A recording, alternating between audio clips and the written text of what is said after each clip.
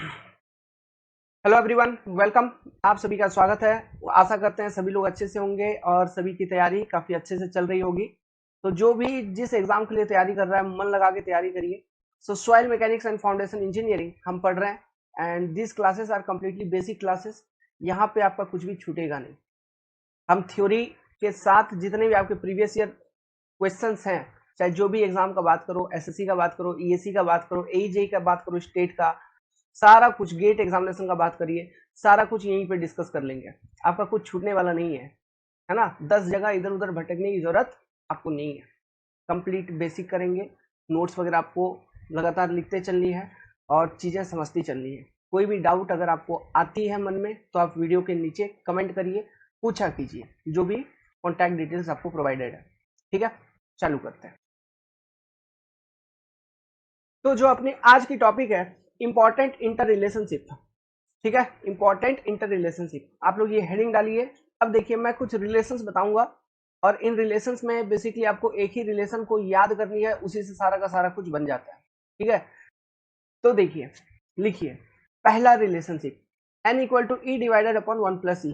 तो ये तो आप जानते ही, इसका डेरिवेशन मैंने आपको पहले ही करा दिया है ना, कि porosity equal to void ratio divided upon 1 + void ratio. N क्या है पोरोसिटी, ई क्या है वॉइड रेशियो। अभी मत लिखिएगा कि कौन सा टर्म यहाँ पे क्या रिप्रेजेंट करता है, मैं आपको लास्ट में लिखवा दूंगा। जब सारा फॉर्मूला आप अपने कॉपी में लिखेंगे तो एक ही बार लास्ट में चीजों को लिख लीजिएगा, ठीक है। अभी केवल फॉर्मूला फॉर्मूला लिखिए। दूसरा, जस्ट ऊपर वाले फॉर्मूले को ही हम उल्टा देंगे तो ये दूसरा फॉर्मूला अपना बन जाता है, e equal to N divided upon 1 - n। तीसरा वाला फॉर्मूला इंपॉर्टेंट है, ये आपको याद रखना है, E into s equal to W into G s. ये फॉर्मूला याद रखनी है, इसको हम सहवाग फॉर्मूला बोलते हैं। अरेंज करिए, एस सी डब्ल्यू जी, हम E इंटू एस लिख दिए, आप S into E equal to W into G लिखिए, सहवाग बन जाता है। तो इसे हम सहवाग फॉर्मूला कहते हैं, ठीक है। तो दिवाली चल रही है विश यू हैप्पी दिवाली। तो E into s equal to W into G s, तो ये फॉर्मूला आपको याद रखनी है। आगे चलते हैं, एक फॉर्मूला है gamma bulk, bulk unit weight of soil. ये फॉर्मूला आपको याद रखनी है। Bulk unit weight of soil जो है, ये फॉर्मूला आपको याद रखनी है। यहीं से सारा फॉर्मूला हमारा आगे चल के डिराइव हो जाएगा। तो बल्क सॉइल का मतलब तो आप समझ ही रहे हैं। बल्क सॉइल मतलब एक जनरल सॉइल जिसमें सॉइल सॉलिड भी है और जो वॉइड है उसमें पानी और एयर कुछ दोनों हो सकता है। बल्क सॉइल एक जनरल सॉइल। तो उस जनरल सॉइल का, बल्क सॉइल का यूनिट वेट क्या है, मास पर यूनिट वॉल्यूम क्या है। तो यूनिट वेट तो खैर वेट पर यूनिट वॉल्यूम होती है, मास पर यूनिट वॉल्यूम आपका हो जाता है मास डेंसिटी। उसको हम बोलते हैं, क्या बोलते हैं, मास डेंसिटी, है ना। तो यहाँ पे हम वेट पर यूनिट वॉल्यूम देख रहे हैं। तो उसका जो फॉर्मूला हमारे पास वो है ये, G S plus S C into gamma W divided by 1 + e. G S plus S c bracket close into gamma W divided by 1 + e. इसमें कौन सा पैरामीटर क्या है लिखवा दूंगा, टेंशन लेने की नहीं है। आगे, अब देखिए, आपको ये लॉजिक सारा कुछ हमने बता के रखा है। यही जो बल्क सॉइल है ना, यही जो बल्क सॉइल है, लेट्स सपोज इसके वॉइड में पानी है ही नहीं, पानी ही नहीं है, डिग्री ऑफ सैचुरेशन इज 0, मतलब S इक्वल टू 0, मतलब ड्राई सॉइल, वॉइड में पानी ही नहीं है तो ड्राई सॉइल हो गया। तो जब ड्राई सॉइल हो गया तो यही जो गामा बल्क है वो गामा ड्राई में कन्वर्ट हो जाएगा। तब जब गामा बल्क आपका गामा ड्राई में कन्वर्ट हो गया तो डिग्री ऑफ सैचुरेशन वो ऊपर वाला फॉर्मूला में S इक्वल टू 0 पुट करिए।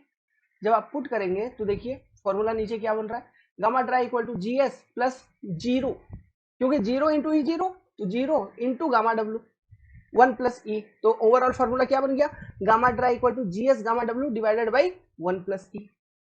तो आपको याद क्या रखना था, याद रखना था गामा बल्क का formula, gamma bulk equal to G S plus S c gamma W divided by 1 + e. वहीं पे हमने कंडीशन लगा दिया कि degree of saturation 0 for dry soil, तो हमारे पास फॉर्मूला बन गया गामा ड्राई या फिर unit weight of dry soil equal to G s gamma W divided by 1 + e. Gamma डब्ल्यू क्या है, unit weight of water, unit weight of water. अब ये सहवाग वाला फॉर्मूला, जो तीसरा फॉर्मूला था, इसमें ई क्या है वर्ड रेशियो, एस क्या है डिग्री ऑफ सैचुरेशन, डब्ल्यू क्या है वाटर कंटेंट, जी एस आपको मालूम है true specific gravity of soil solid, है ना। ये क्या है, true specific gravity of soil solid. तो ये है, एन क्या है पोरोसिटी, ई क्या है वर्ड रेशियो, ठीक है। अब आगे बढ़ते हैं। वो क्या ना मतलब चश्मा ना पहनो ना तो कंप्यूटर के सामने बैठ के चीजों चीजों को रिकॉर्ड करनी पड़ती है, क्लासेस बनानी पड़ती है, तो आंख पे इफेक्ट आता है। ठीक है, लेकिन फिर भी हमें चश्मा की वैसे आदत नहीं है, हमारी आंख बहुत अच्छी है। ओके वेल ठीक है, आगे बात करते हैं। 6 number formula for saturated soil, unit weight of saturated soil. ये क्या होगा, कैसे निकालोगे? देखो, जो bulk unit weight of soil था, जो फॉर्मूला आपने लिखा था, क्या लिखा था? GS plus SC into gamma W divided by 1 plus E. याद रखना है तो बोलते रहना है, GS plus SC into gamma W divided by 1 plus E. GS plus SC into gamma W divided by 1 plus E. GS plus SC into gamma W divided by 1 plus E. GS plus SC into gamma W divided by 1 plus E. ऐसा ऐसा ये dictionary याद होना चाहिए, एकदम जहन में any time रहना चाहिए ये फॉर्मूला आपके दिमाग के अंदर, समझ रहे हो? ये स्तंभ है, ठीक है, ये सारा कुछ एनी टाइम रहना चाहिए, खास करके बल्क वाला। तो सैचुरेटेड कब हो जाएगा सॉइल? जब वही बल्क सॉइल का जो भी वॉइड था, वो पूरा का पूरा वॉइड पानी से फिल हो जाएगा। मतलब degree of saturation that is volume of void upon volume of water upon volume of void. Degree of saturation जब 1 हो जाएगी, मतलब 100% हो जाएगी, तब आपका सॉइल सैचुरेट होगा। तो S का वैल्यू क्या हो जाएगा? 1। तो वही गामा बल्क वाला फॉर्मूला में S का वैल्यू 1 पुट कर दो बाबू लोग, करो देखो क्या आता है। तो 1 पुट कर दोगे तो वही कंडीशन में जो गामा बल्क का फॉर्मूला है वो गामा सेट के फॉर्मूला में बदल जाएगा। Saturated unit weight of soil बदल जाएगा saturated unit weight of soil के फॉर्म में। तो गामा सेट इक्वल टू क्या लिख सकते हैं हम? GS plus 1 into E into gamma W divided by 1 plus E. तो गामा सेट इक्वल टू क्या लिख सकते हैं हम? GS प्लस ई, एस तो 1 हो गया, GS plus E into gamma W divided by 1 plus E. याद रहेगा? बना लोगे? ठीक। अब देखो 7वां नंबर फॉर्मूला, गामा सेट बन गया है तो अब गामा सबमर्ज भी बन जाएगा। क्यों? हमको मालूम है, हमने बताया था लास्ट क्लास में आपको, submerge unit weight of soil जो होता है that is nothing but gamma sat minus gamma W. ये होती है आपकी submerged unit weight, gamma sat minus gamma W. उसको हम गामा डैश से रिप्रेजेंट करते हैं सबमर्ज्ड यूनिट वेट को, तो हमने रिप्रेजेंट किया। गामा सेट का फॉर्मूला अभी अभी आपने निकाला, GS plus E into gamma W divided by 1 plus E. तो इतने फॉर्मूले में से माइनस कर देंगे गामा डब्ल्यू। जब करोगे तो इस फॉर्मूले को सॉल्व करो, ये 1 प्लस ई उस गामा डब्ल्यू के साथ मल्टीप्लाई होगा और पूरे में 1 प्लस ई से डिवाइड हो जाएगा। फिर सिंप्लीफाई करिए तो gamma submerged equal to GS minus 1 into gamma W divided by 1 plus E. GS minus 1 into gamma W divided by 1 plus E. ये फॉर्मूला बन जाएगा, ये फॉर्मूला आपका बन जाएगा, जो कि इंपॉर्टेंट है, आगे यूज होगा इसका।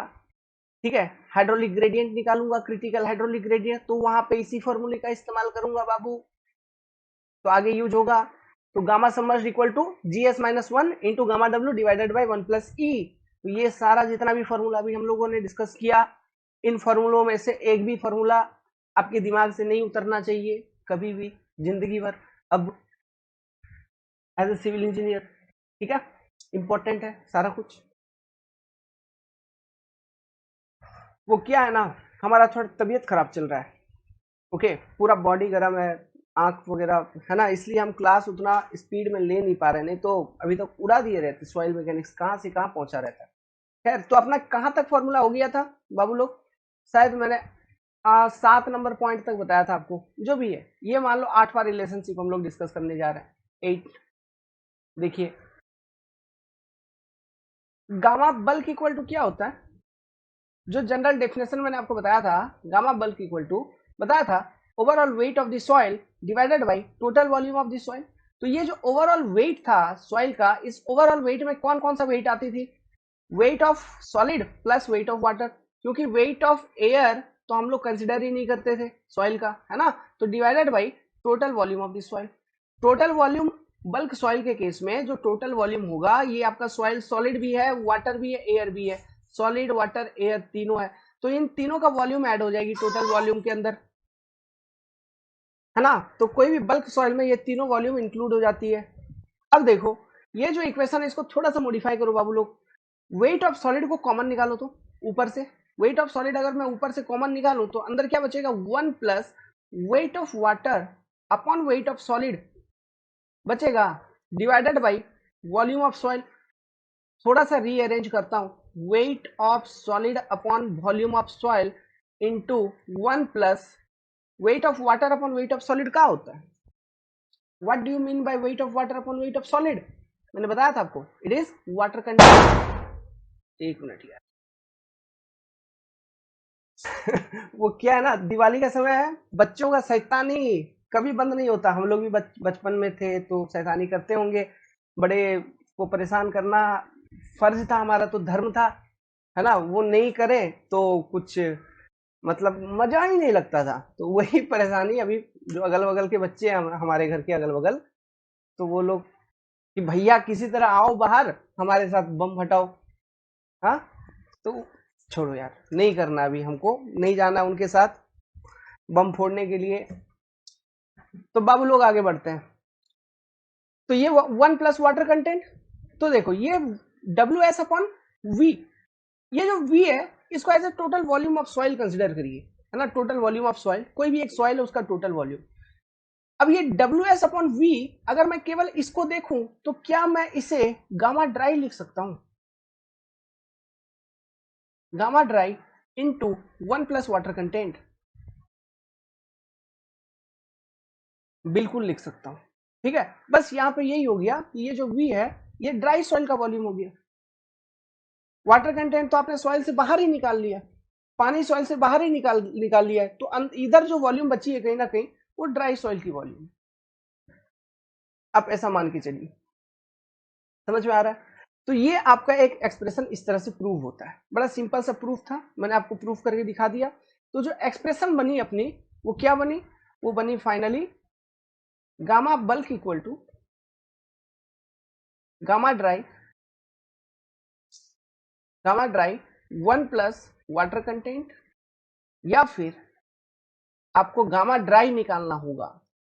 एग्जाम्स में जो क्वेश्चन होता है उसमें वाटर कंटेंट और bulk unit weight of soil दिया हुआ रहेगा, उसको यूज करके ड्राई डेंसिटी निकालनी होती है। तो क्या हो गई? Gamma bulk upon 1 plus water content, proved. तो important formula, star note down करिए। कोई भी बात थी? नहीं, बस इतना फॉर्मूला आपको एनी हाउ याद रखना है। ये पूरा का पूरा डिस्कशन जो भी अभी हमने 10-12 मिनट के अंदर किया, ये बहुत ही इंपॉर्टेंट है। यही पूरा सिविल, यही पूरा सॉइल मैकेनिक्स का बेस है, जड़ है, बेस। इतना याद नहीं तो कभी जिंदगी में सॉइल नहीं आएगा, कभी क्वेश्चन सॉल्व नहीं कर पाओगे, गलत होगा सॉइल का, सारा क्वेश्चन गलत हो जाएगा। ये जानना जरूरी है, ये सारा फॉर्मूला किसके लिए क्या था, ये जानना जरूरी है। अब लिखना है चीजों को, है ना, उसका डेफिनेशन तो लिख लो। गामा ड्राई क्या है? Dry unit weight of soil. Gamma bulk क्या है? Bulk unit weight of soil. Gamma sat क्या है? Saturated unit weight of soil. Gamma dash या गामा सबमर्ज्ड क्या है? Submerged unit weight of soil. ठीक है, ई क्या है? Word ratio. एन क्या है? पोरोसिटी। एस क्या है? Degree of saturation. डब्ल्यू क्या था? Water content. यहाँ पर डब्ल्यू सी मैंने लिख दिया, कोई बात नहीं, वाटर कंटेंट। वाटर कंटेंट मतलब wait of water upon weight of solid. चीजें क्लियर है, समझ में आई? जीएस मतलब क्या है? GS true specific gravity of soil, true वाला, मास वाला नहीं, ट्रू वाला। ठीक है, क्लियर है। तो ये सारा फॉर्मूला आपका बन जाता है, तो आप लिख लीजिए उसको, सीधा नोट डाउन कर लीजिए एज इट इज। ये रिमेंबर करना बहुत जरूरी है बाबू लोग, बार बार बोल रहा हूं, तो इसको एकदम रामबाण की तरह याद रखना, भूलना ही नहीं है कभी नहीं। ये भूलने वाली चीज ही नहीं है, ऐसा समझो, ये तो हमारे अंदर है। ठीक है, ऐसा समझ के चलिए, इसको भूलना ही नहीं है। और एक चीज ध्यान रखना, यहाँ पे बता रहा हूं, हमेशा हमेशा के लिए ध्यान रखना। देखो इन फॉर्मूलाज में जो ई एन एस डब्ल्यू इनका वैल्यूज है ना, इनका वैल्यूज हमको यूज करना है। लेकिन इनके वैल्यूज को देखो हमने बता रखा है, generally we express it in percentage form. जैसे डिग्री ऑफ सैचुरेशन का बात करूं, 10%, 20%, 30%, 40%, 50%, ऐसा। पोरोसिटी 20%, 45%, 35%, ऐसा। तो हम इसको परसेंटेज फॉर्म में बोलते हैं, बट न्यूमेरिकल को सॉल्व करते वक्त, जैसे फॉर्मूला सब में 1 प्लस ई है, तो ई जो है वहां पे ई का जो वैल्यू डालोगे वो डेसिमल के फॉर्म में डालोगे, एन का जो वैल्यू होगा वो आप डेसिमल के फॉर्म में डालेंगे, डिग्री ऑफ सैचुरेशन एस की जो वैल्यू लिखेंगे वो आप डेसिमल के फॉर्म में लिखेंगे। ये सारा जो फॉर्मूला था उसमें, सभी फॉर्मूले में आप चीजों को डेसिमल के फॉर्म में ही लिखेंगे। गामा डब्ल्यू का वैल्यू जो है वो आप वही लिखना। गामा डब्ल्यू ये नहीं कि गामा डब्ल्यू 10 है तो उसको भी डेसिमल के फॉर्म में 100 से डिवाइड करके लिख दिया, वो अरे सर वो नहीं करना है ना। बस किसका किसका जीएस का जो हो गया, उस जीएस का जो वैल्यू है उसको वही लिखना है, ठीक है। जीएस का तो वैल्यू जो आएगा आपको वही लिखना है। ई का, एन का, एस का, वो क्या एक कहावत आ रही है, माँ का, बाप का, दादा का, सबका बदला लेगा रहे तेरा ये फैजल, है ना। ई का, एन का, एस का, डब्ल्यू का, मतलब वाटर कंटेंट, सबका सबका वैल्यू डेसिमल फॉर्म में इस्तेमाल करें, डेसिमल फॉर्म में इस्तेमाल करें, इस्तेमाल करें। एक एक प्रचार और याद आ रही है, पहले इस्तेमाल करो फिर विश्वास करो, है कौन सा था, टाइड ना फेना का था, ठीक है। तो ये चीज आपको ध्यान रखनी है, ठीक है। जी का जैसा है वैसा ही आएगा, कोई दिक्कत नहीं है। जी का 2.1 3.2 जैसा वैल्यू दिया है सेम टू सेम उठा के डाल दो। गामा डब्ल्यू का, गामा डब्ल्यू क्या है, unit weight of water. Unit weight of water कितना होता है बाबू लोग, 10, सॉरी 10 तो नहीं लेना यार, 10 कहीं नहीं होगा, देखना ध्यान रखना। जैसा मान लो गेट के एग्जाम में बैठे हो तो वहां पे ना पहले कॉर्नर में, ये कौन सा साइड हो गया, राइट साइड कॉर्नर में डेटा, गिवन डेटा रहता है, तो उस पर क्लिक करिएगा तो वहां पे देख लीजिएगा जो स्टैंडर्ड नोटेशंस हैं उनके वैल्यू को क्या कंसिडर करने के लिए बोला है। अगर उस पर्टिकुलर एग्जाम में जिसमें बैठे हो उसमें गामा डब्ल्यू का वैल्यू वो लोग दिया है 10 लेना है, तो जितना भी क्वेश्चन सॉल्व करोगे आगे सभी क्वेश्चन में अगर अलग से मेंशन नहीं हो तो गामा डब्ल्यू का वैल्यू जो उन्होंने बोला है आपको वही लेना है, तो वो गिवन डेटा का वैल्यू चेक कर लीजिएगा, ठीक है, रहता है, ये गेट के लिए अलग से बता दिया हम। तो जनरली ये वैल्यू होती है 9.81 किलो न्यूटन पर मीटर क्यूब, है ना। या फिर इसको न्यूटन के फॉर्म में लिखोगे तो वही 9810 न्यूटन पर मीटर क्यूब इतना आ जाएगा। इसको केजी मास डेंसिटी इसका लिखोगे रो डब्ल्यू, ठीक है, मतलब केजी पर मीटर क्यूब के फॉर्म में, तो ये आ जाती है 1000 केजी पर मीटर क्यूब। या ग्राम सीसी के फॉर्म में लिखेंगे रो, इसी को रो डब्ल्यू को, तो यही आ जाएगी आपकी 1 ग्राम पर सीसी पर सेंटीमीटर क्यूब। अरे करके देख लो ना, ये केजी पर मीटर क्यूब को ग्राम पर सेंटीमीटर क्यूब में कन्वर्ट कर लीजिए, यूनिट इसका क्या होता है, 1 केजी बराबर 1000 ग्राम, तो ऊपर लिखिए 1000 ग्राम, नीचे मीटर क्यूब का सेंटीमीटर क्यूब में उसका कन्वर्जन लिखिए, देखिए आ जाता है ये 1 ग्राम पर सीसी वाला वैल्यू कि नहीं आ जाता है, क्यों, देखो ऊपर 1000 आ जाएगा नीचे 1000 आ जाएगा, 100 सेंटीमीटर होता है 1 मीटर में, तो 100 में 2 जीरो, तो 2 गुना 2 6 जीरो, तो ऊपर 6 जीरो नीचे 6 जीरो, खत्म, एक, मुंह जवानी कर दी, कन्वर्ट करके देखो, ठीक है, तो 1 ग्राम पर सेंटीमीटर क्यूब में आ जाएगा, तो ये सारा वैल्यूज है, ठीक है। और गामा डब्ल्यू जो होता है उसको हम यूनिट वेट कहते हैं, और रो डब्ल्यू जो होता है इसको हम मास डेंसिटी कहते हैं, समझ गए बात को, इतना यहां तक कोई कंफ्यूजन नहीं है ना, ओके, आगे बढ़ा जाए, ठीक। अब ये हो गया, अब यहां से चालू होता है सॉइल का, थोड़ा सा लगेगा फीलिंग आ रहा है सॉइल का, ठीक है। न्यूमेरिकल,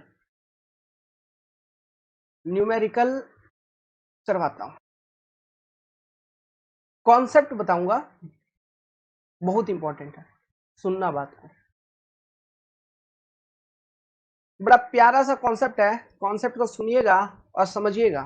कॉन्सेप्ट नंबर 1 हेडिंग डालिए, डायग्राम देखना, पहले सुनना समझना उसके बाद लिखना, मैं समय दूंगा लिखने के लिए, पहले सुनो और समझो बाबू लोग, ठीक है। बहुत सारा क्वेश्चन आता है इस कॉन्सेप्ट को यूज करके, आगे चल के बहुत यूज होगा इसका, देखना। ये एक सॉइल है, जो पहला वाला सॉइल है, यहाँ पे फर्स्ट जो मैंने सॉइल कंसिडर किया है, दोनों सेम ही सॉइल है, लेकिन ये कंडीशन में एक बता रहा हूं आपको, सुनना। इस सॉइल के अंदर देखो 3 फेज के अंदर है, एयर भी है, वाटर भी है, सॉलिड भी है, तो वॉल्यूम ऑफ वाटर और वॉल्यूम ऑफ सॉलिड मैंने आपको यहाँ पे दिखा दिया। कॉन्सेप्ट ऑफ कॉम्पैक्शन है ये, कॉम्पैक्शन कहने का मतलब है जब आप इस सॉइल के ऊपर लोड लगाओगे, ठीक है, लोड लगाओगे और सॉइल को कॉम्पैक्ट करेंगे, कॉम्पैक्शन करने का कोशिश करेंगे, ठीक है। अभी इस पर्टिकुलर कंडीशन में, पहला कंडीशन में, है ना, जब आप कॉम्पैक्शन नहीं कर रहे थे उस समय जो वॉल्यूम ऑफ एयर था वो था ये, वॉल्यूम ऑफ एयर इतना था।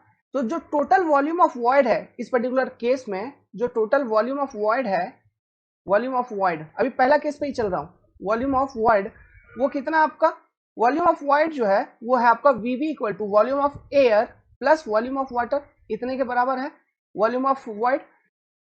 जब आप लोड लगाना चालू किए, उसको कॉम्पैक्ट कर रहे हैं, जब आप कॉम्पैक्ट करोगे करोगे करोगे करोगे तो क्या कमेगा, सॉइल से क्या रिमूव हो रहा है, क्या चीज रिमूव हो रहा होगा।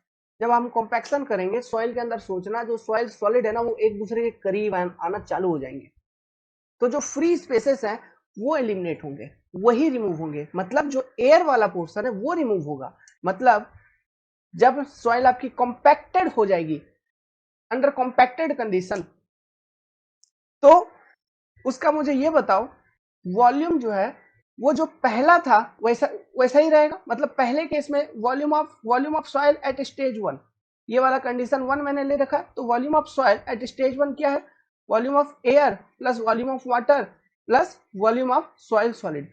ये मान लीजिए स्टेज 2 है, तो volume of soil at stage 2 क्या होगा ये मुझे बतानी है। लेट्स सपोज कि soil is your compacted at stage 2, soil is your compacted. तो कॉम्पैक्टेड का मतलब मैंने आपको बताया है कि जो एयर वॉइड्स हैं वही केवल रिमूव होंगे। इसका मतलब ये जो सॉइल का वॉल्यूम है ये डिक्रीज हो जाएगा, मतलब वॉल्यूम ऑफ एयर इसमें कम हो जाएगा। तो volume of air let's suppose कम हो गया, और ये कुछ यहां तक, क्योंकि पूरा का पूरा एयर तो आप रिमूव नहीं कर पाओगे, थोड़ा तो फिर भी बच ही जाएगा, है ना, मैंने आपको ये बता रखा है। तो लेट्स सपोज ये इतना एयर बचा है, तो अभी वॉल्यूम ऑफ एयर कितना बचा है यहाँ पे, वी ए डैश। तो V2 इक्वल टू क्या होगा, V A dash plus V W plus volume of solid. तो इसका मतलब यहां से ये V1 और V2 का इक्वेशन लिख के हम क्या समझ पा रहे हैं, हम ये समझ पा रहे हैं कि आफ्टर कॉम्पैक्शन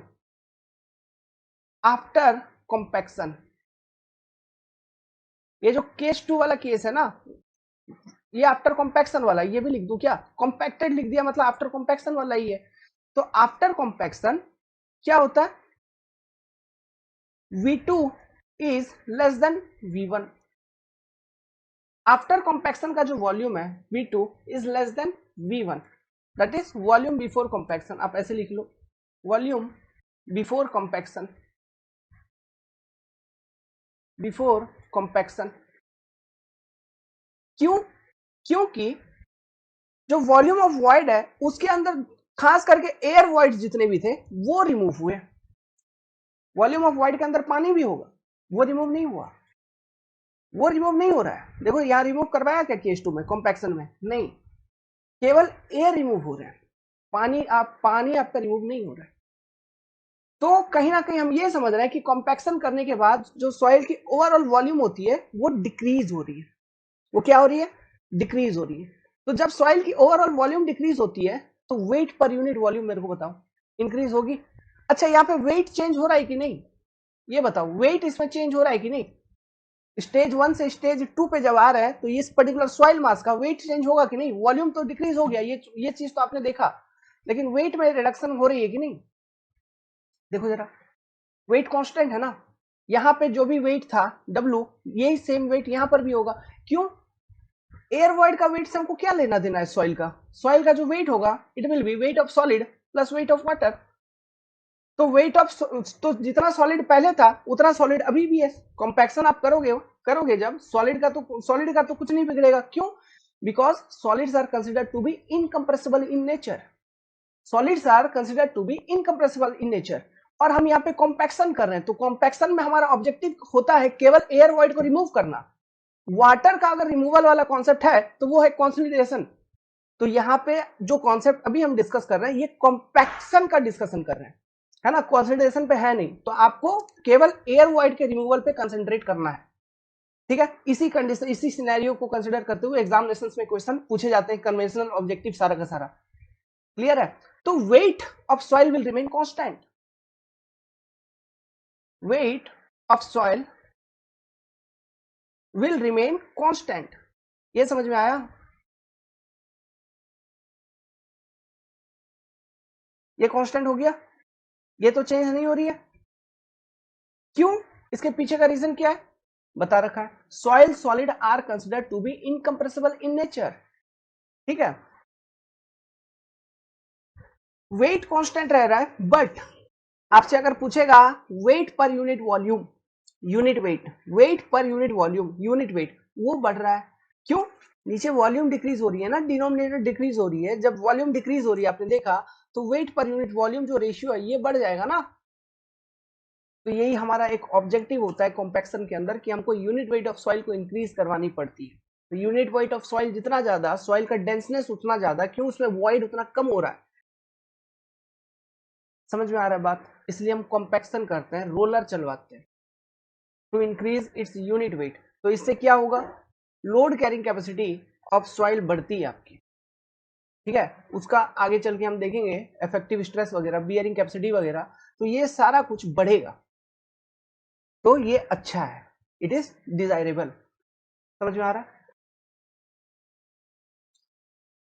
यहां पर तो इस पर्टिकुलर केस में मैंने आपको वाटर भी लेके दिखाया ताकि आप कंफिडेंट रहो कि वाटर रिमूव नहीं हो रही है कंपैक्शन के अंदर।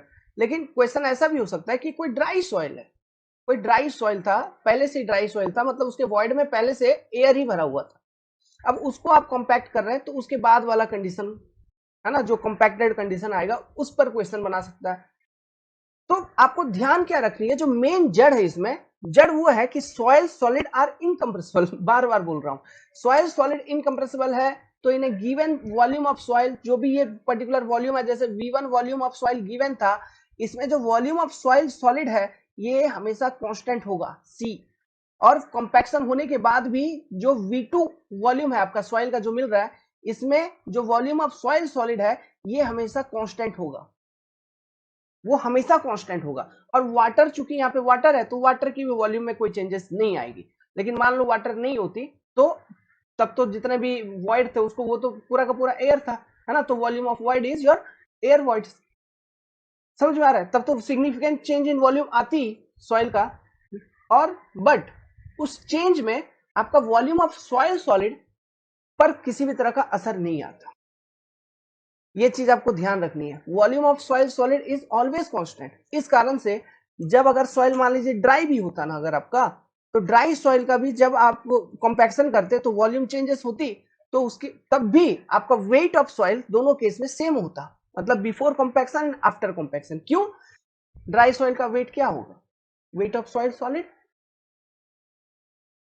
यही तो होगा, क्योंकि वेट ऑफ एयर का तो कोई मतलब है ही नहीं। समझ में आ रहा है? तो ये आपका ओवरऑल कॉन्सेप्ट है।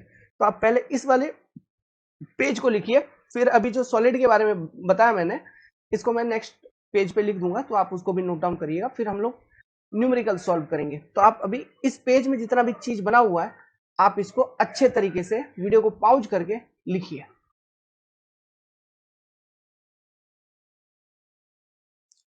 आप ना यहाँ पे ये जो डायग्राम है, ये जो बनाओगे, इसमें ये भी लिख लो, हम कॉम्पैक्टेड कर रहे हैं, मतलब कॉम्पैक्शन कर रहे हैं, मतलब यहाँ पे क्या निकाल रहे हैं, ऐसे एरो मार्क बाहर दिखा के यहाँ पे लिख लीजिए, एयर इज एक्सपेल्ड,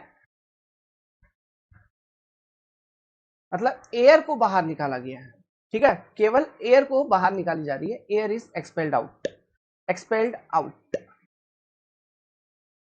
ठीक है, वीडियो को पॉज करिए और लिखिए। उम्मीद करता हूं लिख लिया होगा आप सभी ने, काफी टाइम मिल गया आपको। ओके, चलिए अब आगे बढ़ते हैं। तो यही जो कॉन्सेप्ट मैंने अभी आपको बताया ना, इसी के बारे में लिखिए, soil solid is incompressible in nature. ये हम कंसिडर करते हैं सॉइल मैकेनिक्स के अंदर, ये एजम्पशन है अपना, ये एजम्पशन है। Soil solid is incompressible in nature, आप कितना भी लोड लगाओ, कुछ भी लगाओ, फॉर ए गिवन वॉल्यूम, उसमें जो वॉल्यूम ऑफ सॉइल, जो उसमें सॉइल सॉलिड है, उसका कुछ भी नहीं बिगड़ा है हमेशा। ठीक है, soil solid is incompressible in nature, that is no change in volume of soil solid will occur. Soil solid के वॉल्यूम में किसी भी तरह का चेंज नहीं आएगा कभी भी, that is volume of soil solid is constant. जब ये कंडीशन है, सो मैं ऐसा कह सकता हूं कि डब्ल्यू सॉइल, ये क्या बोल रहा हूं, डब्ल्यू सॉइल मतलब वेट ऑफ सॉइल बोल रहा हूं, वेट ऑफ सॉइल सॉलिड तो होगा ही कांस्टेंट, मैं ओवरऑल डब्ल्यू सॉइल बोल रहा हूं, डब्ल्यू सॉइल भी होगा constant. Before and after compaction. कौन सा कंडीशन मैंने यहां पे ले लिया, ध्यान से चीजों को, जो कंडीशन मैं यहां पे आपको बताते चल रहा हूं वही कंडीशन के करस्पॉन्डिंग न्यूमेरिकल कॉन्सेप्ट बनेंगे। W soil is constant before and after compaction। मैं ये compaction के लिए बात कर रहा हूं। W soil क्यों constant? क्योंकि बिकॉज इसका रीजन अगर मैं यहां पे लिखूं, वॉल्यूम ऑफ सॉइल आपका constant, so weight of soil, sorry wait of soil solid is constant,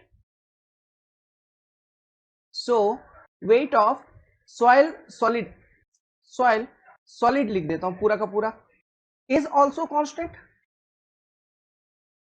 ये चीज हो गई। अब बोलोगे वेट ऑफ वाटर, अरे compaction is the process of expulsion of air out, expulsion of air from the soil. Compaction में हम पानी पे वाटर वाटर वाटर वाटर की जो पोर्शन रहती है वॉइड में, उसके साथ किसी भी तरह का छेड़खानी नहीं होने देते, वो कंसोलिडेशन की बात है।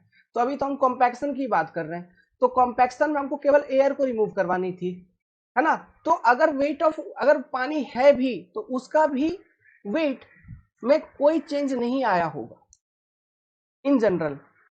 इन जनरल अब यहाँ पे मैंने क्यों जोड़ दिया, लॉजिक है। अगर मान लो क्वेश्चन में कह दिया कि सॉइल आपका ओवन ड्राई है, सॉइल क्या है, ओवन ड्राई है, अगर ये कह दिया है तब आपको ये समझनी है, अगर सॉइल ओवन ड्राई हो चुकी है, ठीक है, एक कोई जनरल कंडीशन था सॉइल का, मान लो ऐसा है, क्वेश्चन का ऐसा सिनेरियो बना दिया, एक जनरल कंडीशन ले लिया जिसमें सॉइल सॉलिड भी है, वाटर भी है, एयर भी है, सब कुछ है। फिर आपको बोला गया कि इसको हमने पहले ओवन ड्राई किया, क्या किया, इसको पहले हमने ओवन ड्राई किया फिर कॉम्पैक्शन किया। सोचो, ओवन ड्राई करोगे क्या होगा, सॉइल से पानी निकल जाएगा, सॉइल से क्या हो गया, पानी निकल गया, पूरा का पूरा सॉइल ड्राई हो गया। फिर आपने लोड लगाया, तो अब पूरा का पूरा चूंकि पानी निकल गया था, तो जो वॉल्यूम ऑफ वॉइड थी वो पूरा एयर से फिल्ड हो गई थी। अब जब आप लोड लगाओगे तो वो पूरा का पूरा वॉल्यूम ऑफ वॉइड दबेगा। तो ऐसे केसेस में क्योंकि पहले पानी था, ओवन ड्राई किया तो पानी रिमूव हो गया, तो वेट भी कांस्टेंट नहीं रहेगा, यहाँ पे वेट में भी चेंजेस आ जाएगी। क्यों, सॉइल सॉलिड तो है, उसका वेट तो रहेगा, लेकिन पहले क्या था, फर्स्ट कंडीशन में wait of soil solid plus weight of water, oven dry कर दिया फिर कॉम्पैक्शन कर रहे हो तो wait of soil solid only. तो ये वाला जो वेट है सॉइल सॉलिड वाला, ये तो इन दोनों के सम से कम है ना, तो यहाँ पे वेट में भी चेंज आ गई, वॉल्यूम में भी चेंज आ गई। समझ में आ रहा है। तो कोई एक जनरल कंडीशन दिया है, फिर बोला है कि ओवन ड्राई किया गया है फिर कॉम्पैक्शन किया है, तो वेट भी वहां पे कांस्टेंट नहीं होगा अगर पहले वाटर था तो।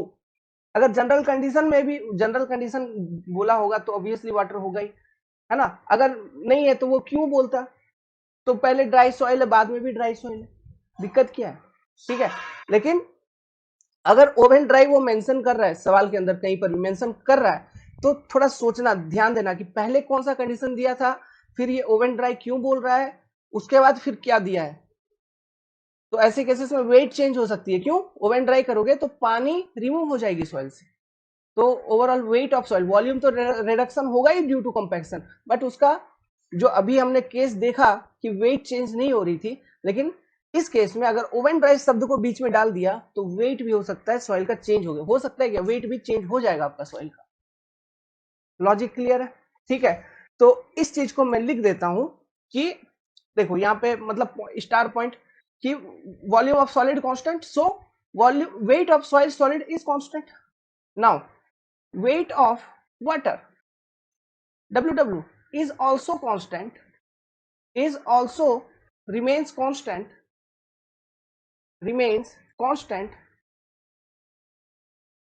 during compaction।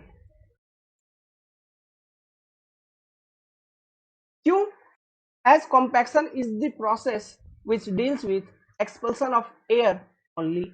लिख देता हूं, तो हमने लिखा as compaction is the process which deals with expulsion of air only, तो पानी से उसका कुछ लेना देना था नहीं, तो वेट ऑफ वाटर भी है कांस्टेंट, यही वो सेकंड सेंटेंस का मतलब है।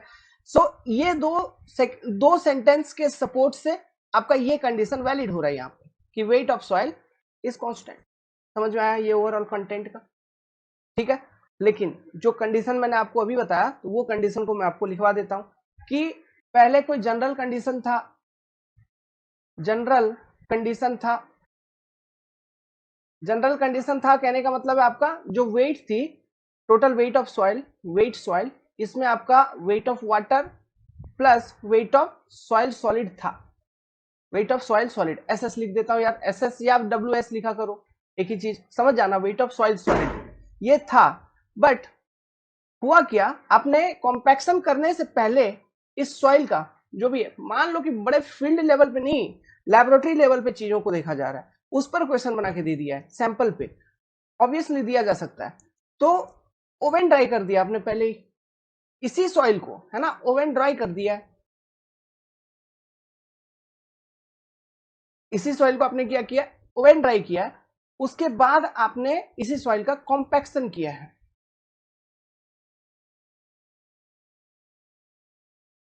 तो अब इस केस में ये पहला स्टेज, ये आपका सेकेंड स्टेज, तो क्या चेंजेस आ गई होगी, चेंजेस ये आ गई होगी कि weight is not constant, weight is no longer constant, volume is also reduced, volume is also reduced। तो वॉल्यूम तो चेंज होगा ही कॉम्पैक्शन के बाद, ये तो डेफिनाइट सी बात है, बट यहाँ पे जो पॉइंट टू बी नोटेड है वो ये बाबू लोग कि weight is no longer constant. क्यों, ओवन ड्राई हुआ है, so due to oven dry क्या एलिमिनेट हो जाती है, वेट ऑफ वाटर, यहाँ पे लिख दो वेट ऑफ वाटर खत्म हो जाएगी, वेट ऑफ सॉलिड रहेगी, वेट ऑफ वाटर खत्म हो जाएगी। क्यों, soil solid are consider to be incompressible, उसको कितना भी हीट करो जलाओ वो कुछ नहीं होने वाला, उसका वेट में कोई रिडक्शन नहीं होगा, है ना, वेट ऑफ वाटर खत्म हो जाएगी। ठीक है, तो ये सारी कंडीशंस लॉजिक्स जो हम लोगों ने अभी डिस्कस किया, ये आपको ध्यान रहेगा, क्लियर कट अच्छे तरीके से पूरा कॉन्सेप्ट दिमाग में आ गया। अब न्यूमेरिकल क्वेश्चंस बनते हैं इस पर, ठीक है, तो हम क्वेश्चन करेंगे, चलिए देखते हैं कैसा क्वेश्चन है। सो वेल, आगे बढ़ने से पहले, क्वेश्चन सॉल्विंग करने से पहले, उम्मीद करता हूं आप लोगों ने यहां तक लिख लिया होगा, एक कंक्लूसिव सेंटेंस और लिखा जाए, है ना, कंक्लूडिंग सेंटेंस और एक लिखा जाए। हम ऐसा लिख सकते हैं क्या, एक concluding sentence, last sentence, on compaction of soil, on compaction of soil,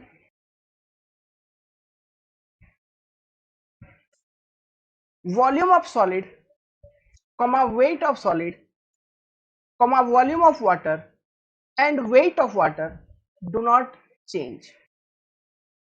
जब उनका वॉल्यूम ही चेंज नहीं होगा तो उनका वेट चेंज होगा क्या, नहीं होगा। So weight of soil remains constant, so weight of soil remains constant unless and until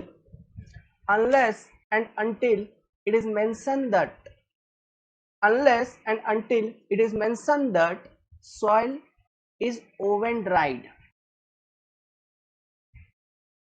unless and until it is mentioned that soil is oven dried, unless and until, UNTILL, until, वही till, soil, glacial soil, till, है ना, unless and until it is mentioned that soil is oven dried। समझ गए बात को, तो ये आपका एक कंक्लूसिव सेंटेंस है, तो ध्यान रखिएगा कि ये ऑन कॉम्पैक्शन है, ये जो सेंटेंस है किसके लिए है, ऑन कॉम्पैक्शन के लिए है। तो ये सारा कुछ बेसिक डेवलपमेंट चल रहा है आपका, ओके। आगे बढ़ा जाए, आगे बढ़ा जाए, क्वेश्चन को लिखा जाए, मैंने पहले से लिख के रखी है क्वेश्चन को। देखो ये सब मैं पीडीएफ टाइपिंग कर देता, बट चूंकि मेरा तबीयत थोड़ा खराब है ना, इसलिए ये मैंने टाइपिंग नहीं कर पाया, तो यहाँ पे मैं आपको लिख के ही पढ़ा रहा हूँ, तो निश्चिंत रहे, हैंडराइटिंग थोड़ा इंजीनियर हूँ, ऐसा ही है, कोई मतलब नहीं, कोई दिक्कत नहीं, आपको समझ में आ जाएगा, मैं पढ़ता हूँ, पढ़िए। टू सॉइल, दो soil, two soil having following property are mixed together, दो सॉइल है जिनका कुछ प्रॉपर्टीज दिया गया आपको, उनको हम मिक्स कर दिए, find porosity of resultant soil mix. तो जो मिक्स करने के बाद एक जो सॉइल बनी है ना, उस मिक्स का पोरोसिटी क्या होगा ये बताना आपको। समझ रहे हो? जो फाइनल सॉइल बनी है दो सॉइल को मिलाने के बाद रिजल्टेंट सॉइल, उस रिजल्टेंट सॉइल का पोरोसिटी क्या होगा आपको ये बताना है। समझ गए? तो देखिए यहां पे जो सॉइल की सबसे पहले एक सॉइल आपका दिया गया है सॉइल ए, दूसरा सॉइल दिया गया है सॉइल बी। सॉइल ए का जो वॉल्यूम है ये है 1 मीटर क्यूब और इसकी जो वॉइड रेशियो है ये है 1। सॉइल बी का जो वॉल्यूम है ये भी है 1 मीटर क्यूब और इसकी जो वॉइड रेशियो है वो है 2। अब यहां पे एक चीज ध्यान रखने वाली बात है, जो रिजल्टेंट सॉइल बनी है उसकी वॉल्यूम क्या है, सेम 1 मीटर क्यूब का ही हम मिक्स कंसिडर करेंगे। जब 1 मीटर क्यूब पे यहाँ पे वॉल्यूम दोनों सॉइल का है तो हम भी जो मिक्स कंसिडर करेंगे वो भी 1 मीटर क्यूब वॉल्यूम का ही कंसिडर करेंगे। ऐसे क्वेश्चन में लिखा हुआ था सेम वॉल्यूम।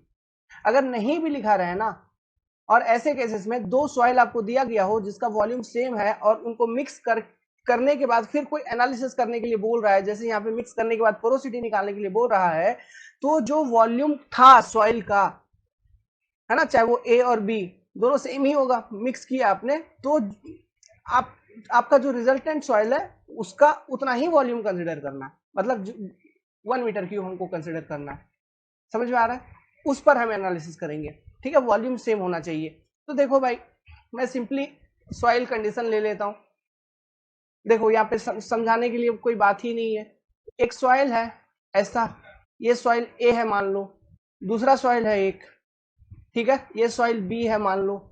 फिर इन दोनों को मिक्स करके एक रिजल्टेंट सॉइल अपने को बना देनी है, और ये मान लीजिए रिजल्टेंट सॉइल है आर।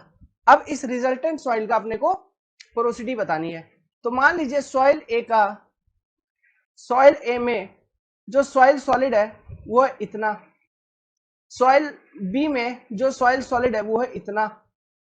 ओके, तो this is your volume of soil solid in A, this is your volume of soil solid in B.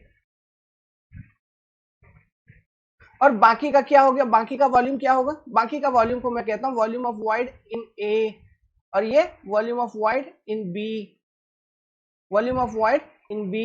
यही तो होता है total volume of soil, volume of soil solid plus volume of void. अब वो जो volume of void है उसमें कुछ भी हो सकता है, उसके बारे में क्वेश्चन में थोड़ी ना दिया गया है कि उसमें पानी है, क्या है, ड्राई है, कुछ भी हो सकता है। हो सकता है कि ये इसमें पानी भी हो, कुछ भी हो सकता है कि इतना, ये जो total overall volume of void है उसमें पानी भी हो सकता है, कोई बड़ी बात नहीं है ना, इसमें पानी भी हो सकता है।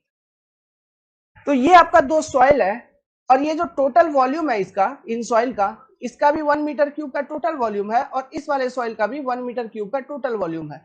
दोनों सॉइल को मिक्स करने के बाद एक रिजल्टेंट सॉइल बनाया, इसका भी वॉल्यूम आपका 1 मीटर क्यूब है। लेकिन मुझे ये बताओ, ये जो रिजल्टेंट सॉइल होगा मेरे भाई, वॉल्यूम तो टोटल 1 मीटर क्यूब है ही जिसपे हम एनालिसिस कर रहे हैं, लेकिन क्या इस रिजल्टेंट सॉइल के अंदर जो वॉल्यूम ऑफ सॉइल सॉलिड होगा वो कितना होगा? जवाब मुझे ये चाहिए। देखो स्टेटमेंट वही, volume of soil solid is always constant, वो कभी भी डिस्ट्रक्ट नहीं होगा, डिस्ट्रक्ट नहीं होगा। तो आपने जब दो सॉइल को मिक्स कर दिया तो सॉइल ए में जितना सॉइल सॉलिड था और सॉइल बी में जितना सॉइल सॉलिड था वो सभी तो एक ही वॉल्यूम में आ गए, एक ही सॉइल में आ गए।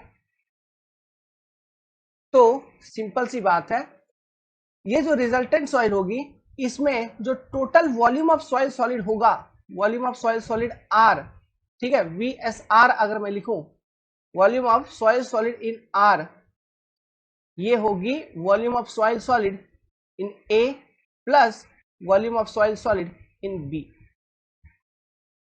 और बाकी इसका होगा वॉल्यूम ऑफ वॉइड। तो ये वॉल्यूम ऑफ वॉइड रिजल्टेंट।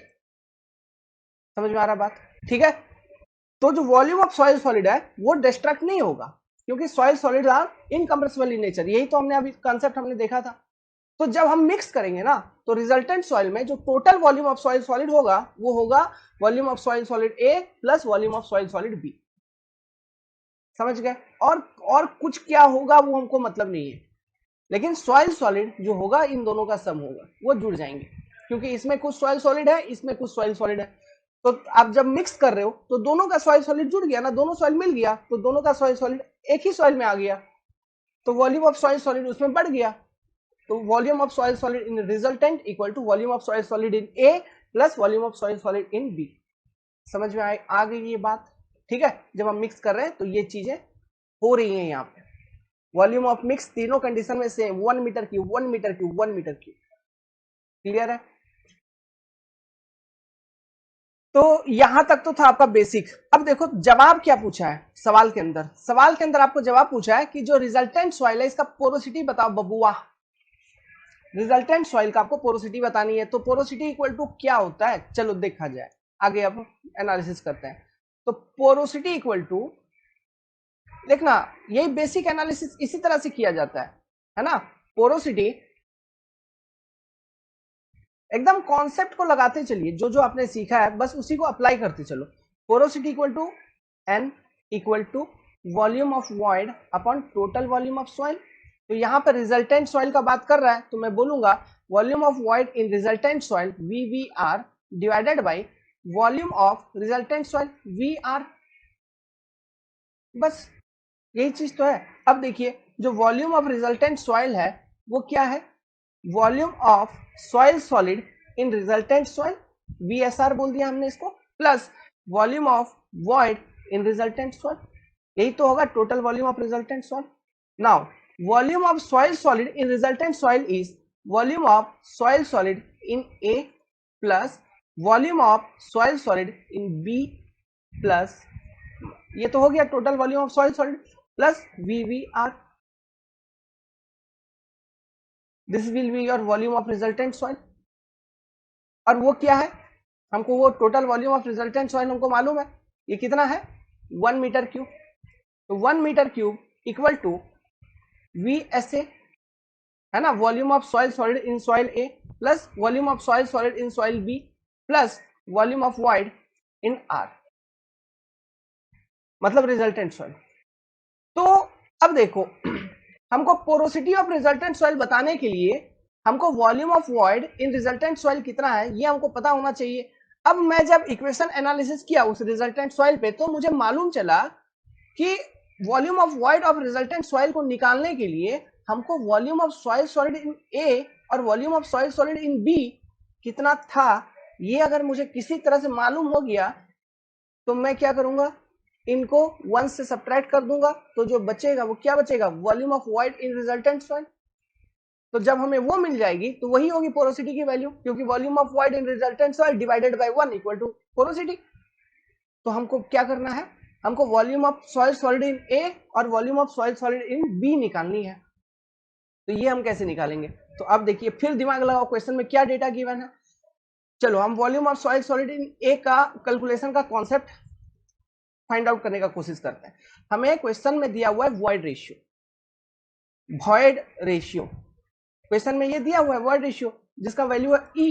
तो वॉइड रेशियो इक्वल टू क्या होता है, volume of void upon volume of soil solid. This is your void ratio किसी भी सॉइल के लिए। तो जैसे यहाँ पे आपका वॉइड रेशियो कितना दिया हुआ है सॉइल A और सॉइल B के लिए, आप देख लीजिए जरा एक बार सवाल को। आप तो देखे ही होंगे, आप तो नोट डाउन कर रहे हैं, हमको देखना है सॉइल A का वॉइड रेशियो 1 और सॉइल B का वॉइड रेशियो 2 और दोनों का जो टोटल वॉल्यूम है ये भी आपको 1 मीटर क्यूब दिया हुआ है। तो चलो अब जरा एनालिसिस करते हैं, ठीक है। अब volume of soil solid calculate करने का कोशिश करते हैं। तो देखिए, तो सॉइल ए पे एनालिसिस किया जाए तो सॉइल ए का total volume of soil A will be equal to what, volume of soil solid A plus volume of void A, ठीक है। अब देखिए हमको void ratio of soil A equal to मालूम है, ये कितना है 1, और ये रेशियो क्या होगा, volume of soil solid A divided by volume of void A, एक मिनट यार, volume of void A divided by volume of soil solid A, ये होगी रेशियो। तो यहां से हम ये कह सकते हैं, एक रिजल्ट निकाल सकते हैं कि volume of soil solid A equal to volume of void A, हम ऐसे कह सकते हैं। तो ये जो रिजल्ट निकली इसी रिजल्ट को इस वाले इक्वेशन में पुट करो। तो इस वाले एबव इक्वेशन में पुट करोगे तो वॉल्यूम ऑफ टोटल सॉइल ए ये कितना था आपका, ये था आपका 1 मीटर क्यूब। तो 1 metre cube equal to 1 metre cube equal to ये क्या होगा, volume of soil solid A, इसको हम ऐसे ही लिख देंगे volume of soil solid A plus volume of void A का वैल्यू हमको मिल गया कितना, volume of soil solid A VSA। तो देखो 1 मीटर क्यूब इक्वल टू कितना, 2 times volume of soil solid A, means volume of soil solid A equal to 1/2 मतलब 0.5 metre cube. बाबू रे बाबू, मालूम चल गया क्या, एनालिसिस कंप्लीट। इसी तरह से सॉइल बी का निकालते हैं। सॉइल बी पे एनालिसिस किया जाए तो सॉइल बी का भी सेम लिखेंगे, सॉइल बी का total volume, volume of soil B will be equal to what, volume of soil solid in soil B plus volume of void in soil B VVB, है ना। तो 1 metre cube equal to volume of soil solid in soil B. ये अब हम कैसे relationship निकालेंगे, देखिए void ratio of soil B आपको गिवन है, EB इक्वल टू क्या होगा, volume of void in soil B divided by volume of soil solid in soil B. तो यहां से हम एक रिलेशनशिप निकाल सकते हैं, 2 times volume of soil solid in B equal to volume of void in B.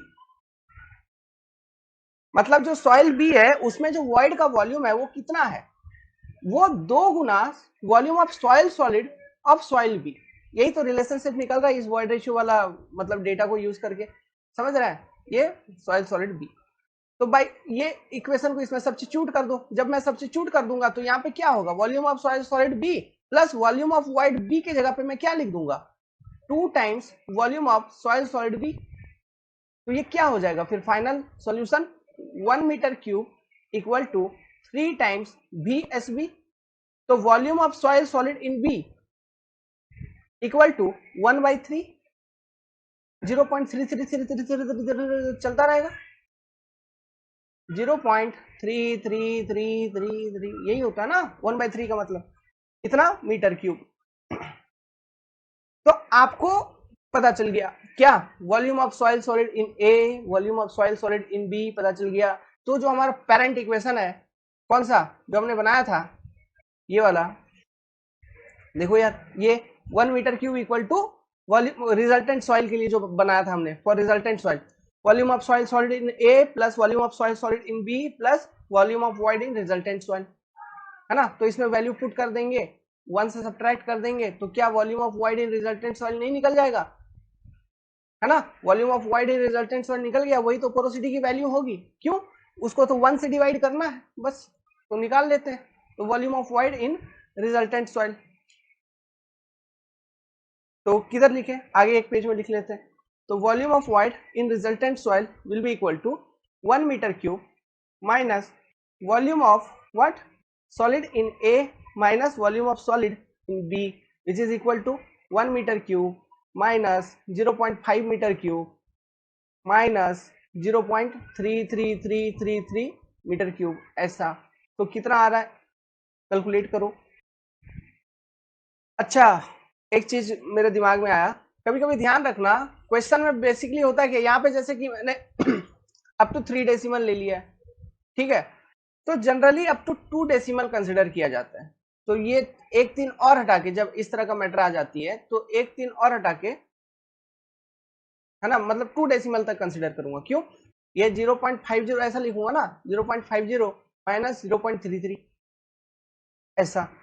एक चीज ध्यान रखना, ये चीज ध्यान रखना, जनरली ऐसा, नॉर्मली आपको ऐसा कंसिडर करना है, बट एग्जाम में क्वेश्चन को ध्यान से पढ़ना, उसमें लिखा जाता है कभी कभी कंसिडर अप टू 3 डेसिमल, खास करके गेट वगैरह में, या कंसिडर अप टू 4 डेसिमल, इतना डेसिमल तक कंसिडर करिए, वहां पे स्पेशली मेंशन किया जाता है, तो आपको उसके अकॉर्डिंग काम करना है। तो 1 मीटर क्यूब माइनस 0.5 माइनस 0.33 आप करेंगे तो ये कितना आ जाएगा आपका, सीधा सीधा स्ट्रेट फॉरवर्ड आ जाएगी 0.17। तो इतना metre cube will be volume of void in resultant soil. Therefore, porosity equal to volume of void in resultant soil divided by volume of resultant soil, which is equal to 0.17 divided by 1, इतना metre cube into 100, क्योंकि porosity को हम basically percentage में express करते हैं, है ना। Way of expression is in percentage. तो ये कितना आ जाएगा, इंटू 100 करोगे तो 17%, 17%। सो दिस इज ये एन वैल्यू। तो एक बार पोरोसिटी निकल गई तो इसे और क्या निकाल सकते हो, रिजल्टेंट सॉइल का वॉइड रेशियो निकाल सकते हो, है ना। आप वॉइड रेशियो यहां से कैलकुलेट कर सकते हैं, क्योंकि एन निकल गई तो void ratio equal to E equal to N divided by 1 minus N into 100। मतलब यहाँ पे जो n का वैल्यू हम यूज करेंगे, ये सीधा डेसिमल वाला जो आया था हमारा n क्या आया था इन डेसिमल फॉर्म, मतलब 17% ऐसे आया ना, तो डेसिमल फॉर्म में क्या आएगा 0.17। तो आप यहाँ पे पुट करिए 0.17 डिवाइडेड बाई 1 माइनस 0.17 इंटू 100। तो चेक करो ये कितना आ रहा है, ये आ जाएगा आपका सीधा का सीधा 20%। तो पोरोसिटी निकल गया, वॉइड रेशियो निकल गया। अब और भी बहुत सारा चीज निकाल सकते हो। एक चीज अगर और दिया रहता ना तो बहुत काम हो जाता, मतलब कुछ भी यूनिट वेट वगैरह भी कैलकुलेट कर लेते। क्या, soil solidity specific gravity, void ratio निकाल लिए, और डिग्री ऑफ सैचुरेशन के बारे में अगर आइडिया दे देता आपको कि सैचुरेटेड है या पार्शियली सैचुरेटेड है, क्या है नहीं है, दो डेटा आपको चाहिए था, तो उसे यूनिट वेट निकल जाती, जो भी यूनिट वेट ये कहता। और वो दो डेटा क्या बच गया आपका, ट्रू स्पेसिफिक ग्रेविटी, है ना, specific gravity of soil solid, और डिग्री ऑफ सैचुरेशन की डेटा। ये अगर रहती तो आप यूनिट वेट वगैरह भी कैलकुलेट कर लेते। देखो जरा फॉर्मूला को, गामा डी गामा सेट जो फॉर्मूला लिखवाया था, G into S G S plus S C into gamma W divided by 1 plus E लिखवाए थे हम। तो यहाँ पे एस इंटू ई है, तो जी एस और एस यही मालूम नहीं है इस पर्टिकुलर सॉइल का, बाकी हमको सब कुछ मालूम है, ई मालूम है। कभी कभी एग्जाम में ऐसे क्वेश्चन आएंगे जहां पे स्पेसिफिक ग्रेविटी को एज्यूम करना होता है, तो आप जनरली 2.65 एजम्पशन लेना। क्या लोगे, 2.65 का आसपास का एजम्पशन लेना। समझ में आ रहा है, स्पेसिफिक ग्रेविटी कभी एज्यूम करना पड़े तो 2.65 स्टैंडर्ड राउंड फिगर है, आप इसको एज्यूम कर लेना। और गामा डब्ल्यू का तो वैल्यू हमको मालूम ही है, 9.81 किलो न्यूटन पर मीटर क्यूब। तो यूनिट वेट वगैरह भी यहाँ पे कैलकुलेट हो जाती अगर ये दो डेटा और दिया हुआ होता तो हमें। तो उम्मीद करता हूं ये पर्टिकुलर क्वेश्चन आपको समझ में आया होगा। ठीक है, अगला क्वेश्चन सॉल्व करते हैं, 5 मिनट रुक जाइए। एक्चुअली एक क्वेश्चन करना था, ठीक है, तो ये जो अब क्वेश्चंस है ना, ये मैं नेक्स्ट वाले क्लास में शिफ्ट करता हूँ, क्योंकि अभी थोड़ा इंटरनल फीलिंग अच्छा नहीं लग रहा है। ओके, मतलब तबीयत हमारी उतना ठीक नहीं है। नेक्स्ट क्लास में हम यहाँ से कंटिन्यू करेंगे, उतना फ्रेश फील नहीं हो रहा। तो उम्मीद करता हूँ यहाँ तक आपने कंसेप्ट को लर्न किया है, आपको यहाँ तक चीजें समझ में आई। ठीक है।